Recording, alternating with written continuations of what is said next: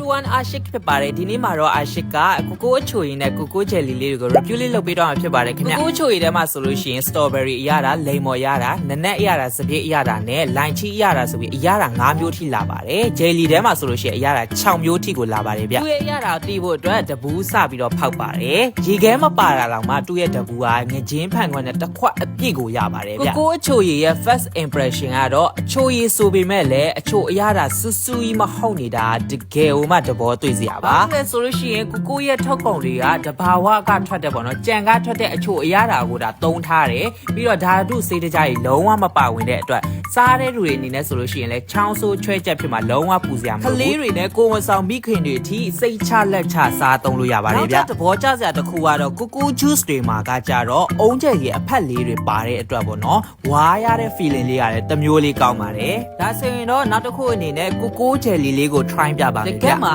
၄ဘူးပါပြီးတော့တဘူးချင်းစီမှာဆိုလို့ရှိရင်အခုလိုလေးဇွန်လေးတစ်ချောင်းရဲ့ sticker အထုပ်လေးရပါတယ်ပေါ့နော်ဒီ sticker လေးတွေကလေအထူးတစ်ဖြစ်ကလေးလေးတွေဆိုလို့ရှိရင်ပို့ပြီးတော့တဘောကြလောက်မှာဘာလို့လဲဆိုလို့ရှိရင်တိတ်တိတ်လေးနဲ့မှချစ်ဖို့အရန်ကောင်းပါတယ်အဲ့ဒါနဲ့အာရှိကလည်းကောက်ခံညာနဲ့ပါမတစ်ခုကတ်လိုက်ပါတယ်ကိုကိုဂျယ်လီရဲ့တက်ချာကြတော့မပြုံးမမအနေထားကိုမှအုံးဂျယ်လီ3လေးတွေလည်းပါတဲ့အတွက်အီကြီးနဲ့ဝါလို့ကောင်းတဲ့အနေထားဖြစ်ပါတယ်ပါရစားခြင်းလားလို့သူ့မှာပါတဲ့ဇွန်လေးကိုချပြီးတော့လက်နဲ့ကင်ပြီးတော့တွေ့ပါတယ်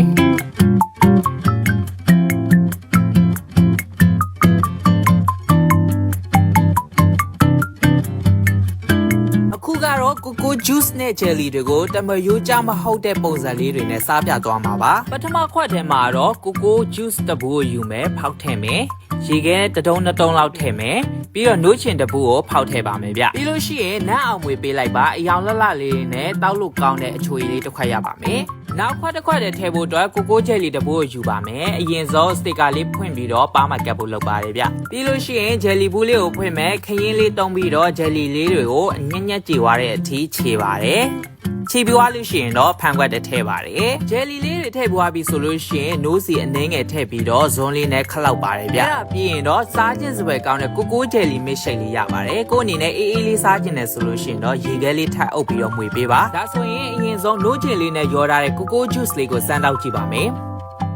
တူရဲ့အရာတာလေးတော်တော်လေးကောင်းပါတယ်ဘယ်လိုလဲဆိုလို့ရှိရင် fresh ဖြစ်တဲ့အရာတာကိုရတယ်ပေါ့နော်အထူးတစ်ဖြစ်ပူအိုက်တဲ့နေ့တွေမှာတောက်မယ်ဆိုလို့ရှိရင်ပို့ပြီးတော့လိုက်ဖက်ပါတယ်ဗျနောက်တစ်ခုအနေနဲ့ကကြတော့ကိုကိုဂျယ်လီမစ်ရှိတ်လေးစမ်းစားကြည့်ပါမယ်တူဟာလေအယောင်စင်းတဲ့တင်တော်တော်လေးကိုမှစားခြင်းစပွဲကောင်းပါတယ်တူရဲ့အရာတာဆိုလို့ရှိရင်လည်းအုံးဂျယ်လီလေးတွေပါတဲ့ဂျယ်လီကိုမှနိုးအရာတာလေးထပ်ပေါင်းထားတဲ့အတွက်လုံးဝကို perfect ပဲအထူးတစ်ဖြစ်ကလေးလေးတွေကိုဒီလိုလေးလှုပ်ကျွေးမယ်ဆိုလို့ရှိရင်အရန်ကိုမှကြိုက်လောက်ကြမယ်လို့ထင်ပါတယ်အတွက်လည်းအကျိုးရှိပြီးဘေးဥပက်ကင်းတဲ့ကိုကိုရဲ့ product တွေကိုတစ်ခါလောက်ဖြစ်ဖြစ်စမ်းစားကြည့်ဖို့အတွက် comment ပေးပါတယ်ဗျ gift set လေးပို့ပေးလာတဲ့ကိုကိုကိုလည်းကျေးဇူးအများကြီးတင်ပါတယ်ဒီနေ့ရဲ့ blog ကတော့ဒီလောက်ပါပဲဗျနောက်ထပ် blog ကမှထပ်တွေ့ပါမယ် bye bye